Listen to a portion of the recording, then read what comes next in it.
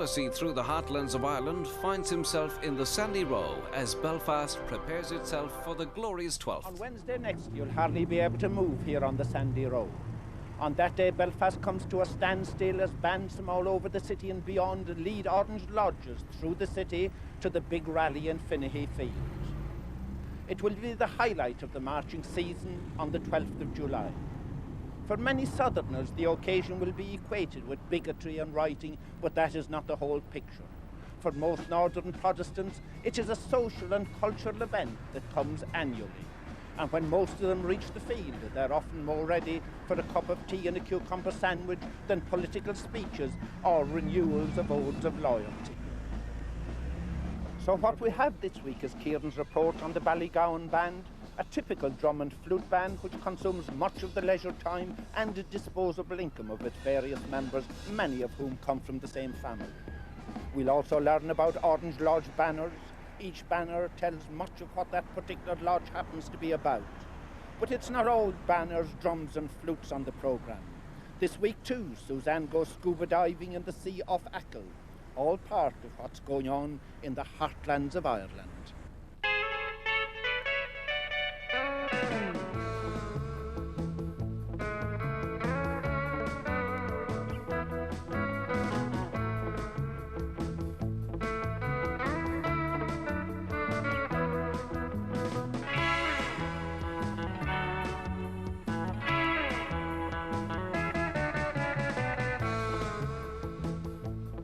And first we go to Achill and Suzanne's exploration 60 feet down.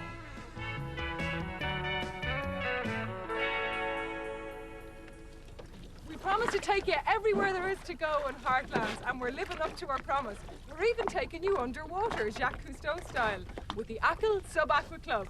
Are we right, lads? Yeah.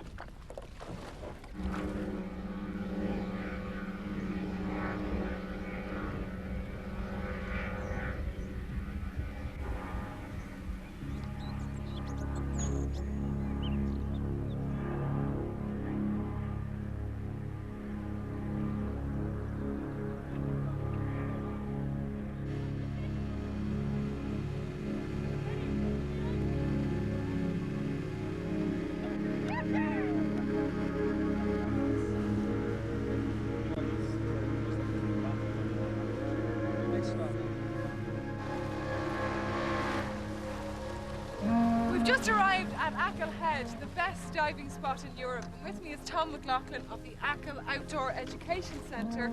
He's our instructor for the day. This is my first dive in Irish waters, so I'm going to be freezing. And Tom's going to be guiding me every step of the way. And with us we have Gary English. How are you, Gary? Hello, how are you? All right. And it's his first major sea dive. His first major sea dive. And he's going, how do you feel now, Pet? Must admit, I'll be telling you lies, I wasn't anxious. Oh, really? Yeah, I'm a bit nervous about it, but once we're in it, it'll be okay. Right. Absolutely no need to be nervous at all. Yeah. All the training and everything is going to come into play now. I hope you're right, Tom. Thank you. No hassle.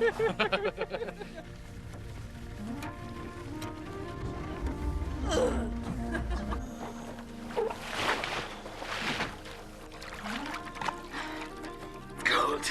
It's very, very cold. Mommy!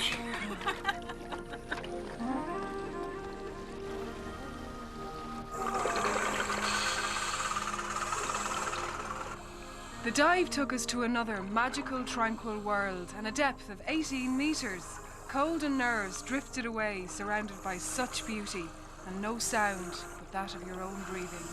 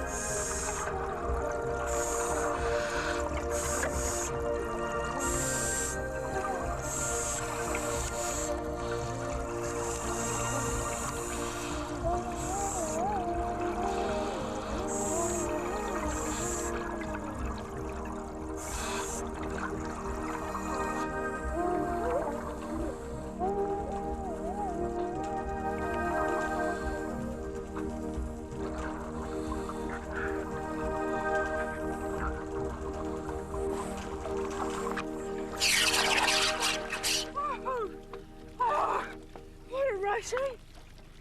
Brilliant. See that sea slug? I'm still covered in the stuff. Squarish looking thing, wasn't it? Fabulous. I'm just another world. Another world. Absolutely brilliant. I'm never leaving. Never. I want to be a mermaid. And it's good to be back on dry land again. This time we're in the Ulster Folk and Transport Museum just outside Belfast. And this is a banner belonging to the Royal Black Preceptory, the highest degree within the Orange Order. In other words, people join the order and they proceed from the orange to the purple, and the chosen few make it to the black. And I've seen banners even with a little bit of Irish on them. 45% of all banners or thereabouts would depict political themes. King Billy, of course, the Battle of the Boyne, the Siege of Derry, Queen Victoria. But other banners stress religious themes, and this is what is depicted in this banner of the Royal Black Preceptory. The all-seeing eye depicts God, or the Holy Trinity. The sun, moon and stars refer to God's relationship with the universe. The ark refers to God's chosen people. Then, of course, the Bible and the gardening tools refer to Adam and Eve. And the burning bush, Moses and Elijah also feature. This year's 12th is a very special one for the Orange Order. Yes, I think that it's fair to say that. This is the bicentenary of the Orange Order. It was founded in September 1795, and so this would be a very important year. What was the reason for the foundation in 1795? Well, I think there'd been a certain amount of agrarian unrest toward the end of the 18th century, and this seems to have culminated, at least in the minds of some people, it culminated in a skirmish known as the Battle of the Diamond, and that took place at Ballgowan in County Armagh.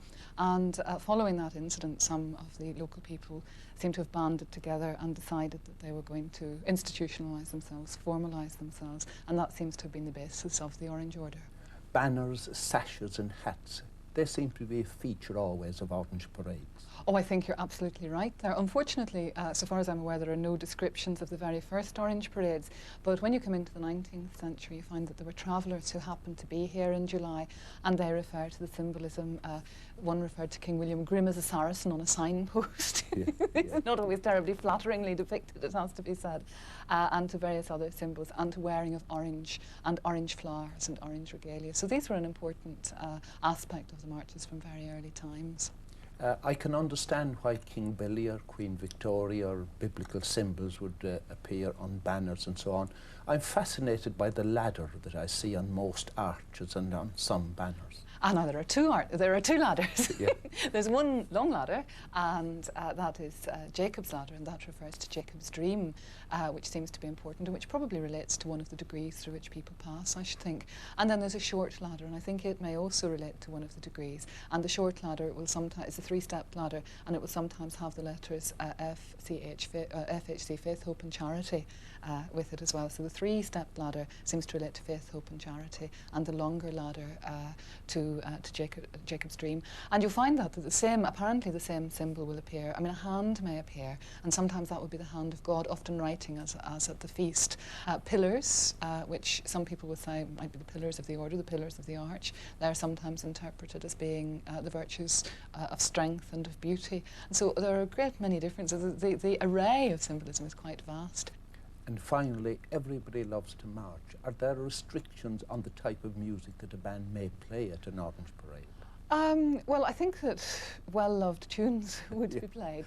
One of the restrictions in the longer parade is with the lambeg drum. The lambeg drum being so big and heavy, it's difficult to carry, and so it's not often seen in Belfast parades. But if you go to some of the shorter parades around the countryside, you'll see the enormous lambeg drum being played. And there will be lambeg drumming competitions around the countryside as well.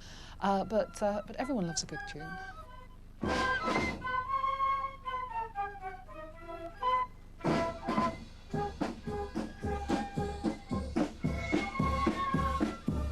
The band practice hall in Ballgowan is typical of the many dotted throughout Northern Ireland.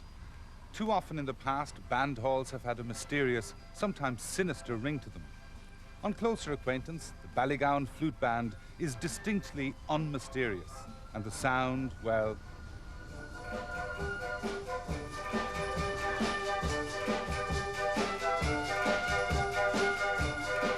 First got involved when I was about 7 or 8 years old.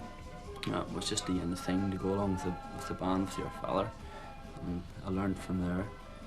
And stayed in the band for about, learned for about 2 or 3 years, and then got so far, and then joined the Belfast School of Music, where I stayed for 7 years, played in the City of Belfast Youth Orchestra, and toured Europe, and done the grade 8 exam, and that's how I started in the bands.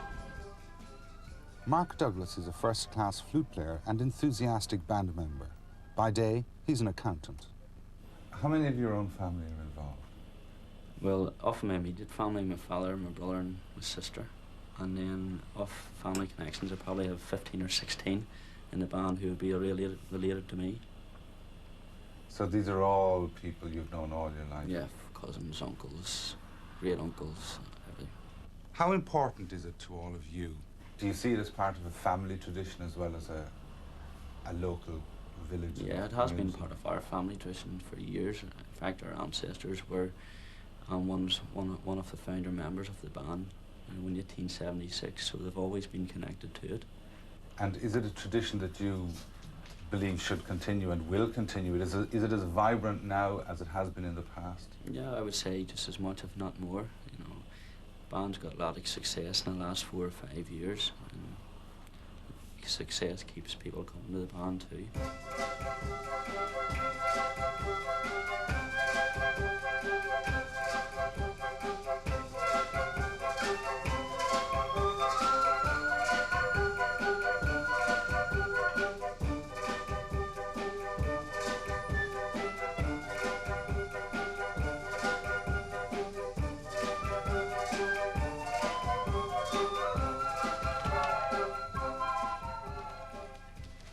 Victoria Douglas and her father John are typical of the family involvement in the band.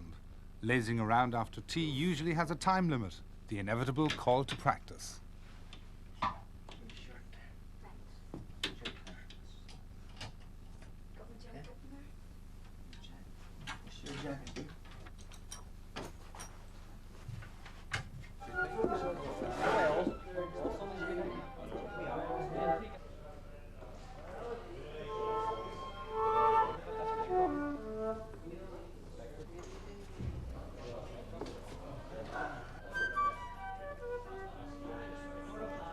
Running a gym gives Frank Brown his living. The band is his passion. Flute bands is part of the community here in Northern Ireland, as brass bands are to England, as pipe bands are to Scotland, and the build-up, the comradeship and the friendship of the whole community as a unit.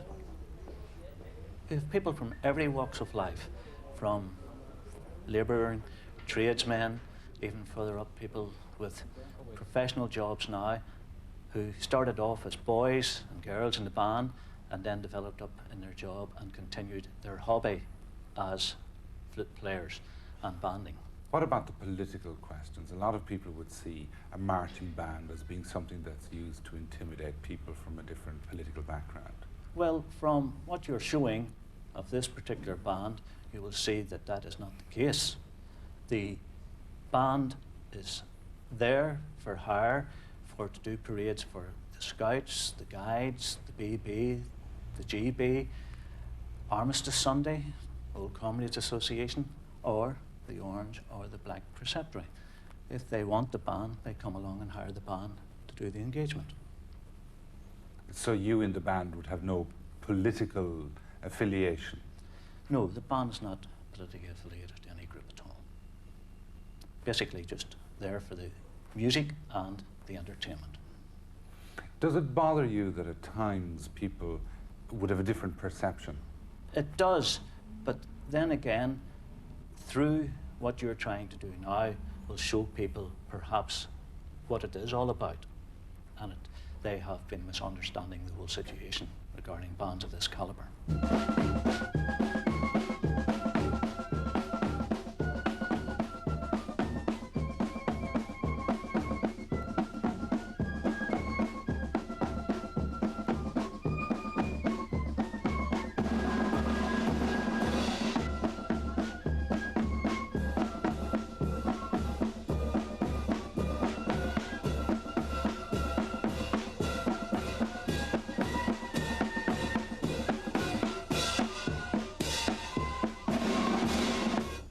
For some in Northern Ireland, the rattle of the lambeg drum on the eve of the 12th stirs the blood in often tribal feelings. For those of the other tribe, the lambeg may bring feelings of fear. Here is a group of musicians who have managed to bring together the traditions of the lambeg and the bowrawn, Roy Arbuckle and the drums of Ireland.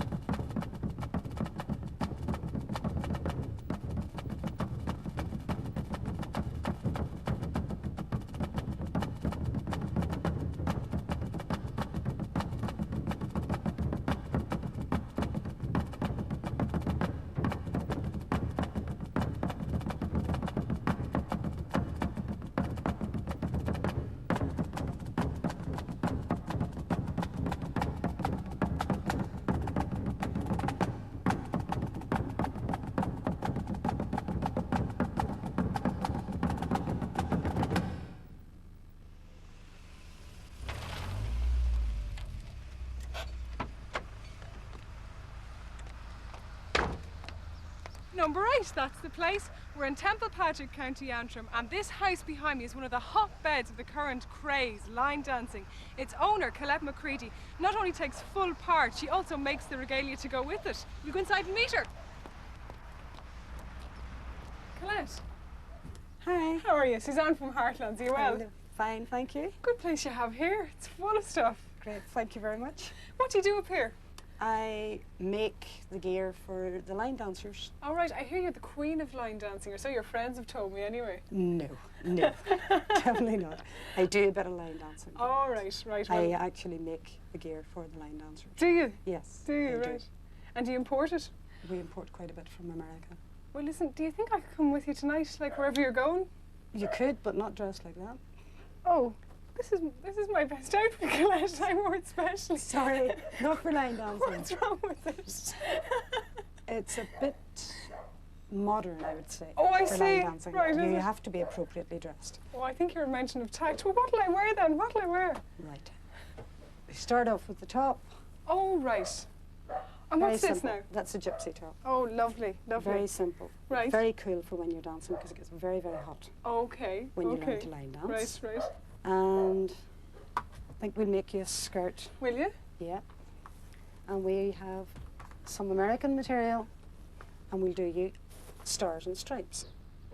Howdy. Now I feel like a real country girl, so I'm going to go inside the kiln and Larne and grab me a real cowboy. I'm going to learn how to line dance. I'll go inside and join Colette and some of her bosom buddies.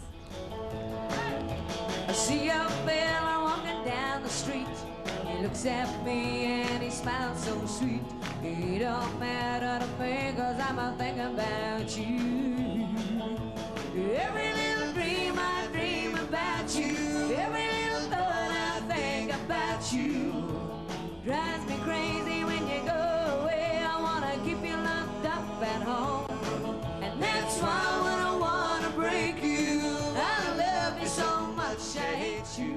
Now this very well-dressed gentleman is Jimmy Diesel, Northern Ireland's most famous trucking cowboy. Jimmy, how did you get involved in this?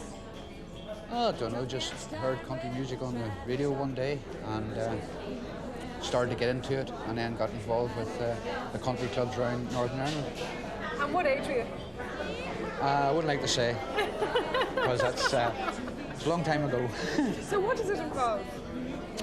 Well, a country club in the north involves a live band on stage, boys and women dressed up, something similar to why I am, and we do a lot of work for charities. And what sort of activities would happen during the course of the evening? Well, the likes of tonight now, we start off with a bit of dancing, then it comes the break. When the band stops, has a cup of tea, we get up and do what we call a fast draw with the guns. Then after the break, a bit more dancing, and we round off the night with the American trilogy.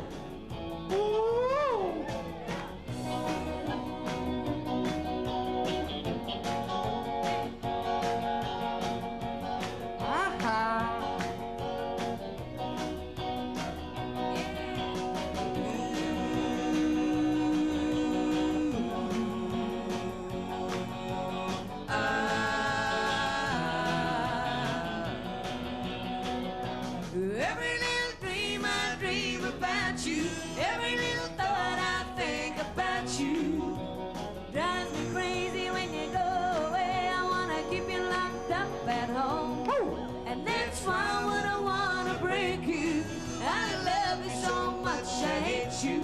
Every little thing reminds me of you, honey. When you leave me here all alone, every little thing reminds me of you, honey. When you leave me here all alone. Hey! Yeehaw!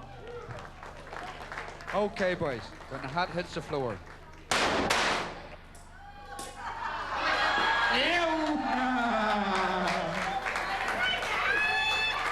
No, I tell you one thing's for sure, this man is well and truly dead. But you never know, he might be revived to live another day, and long live line dancing.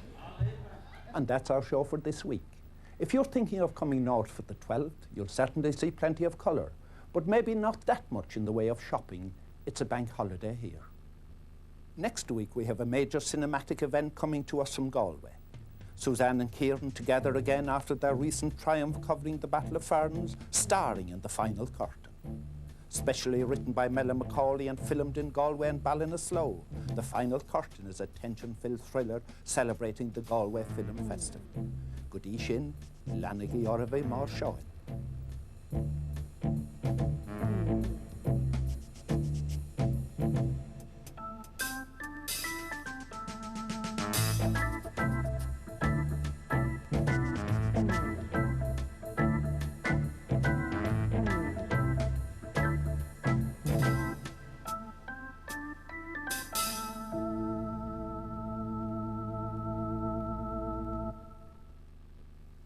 Nice and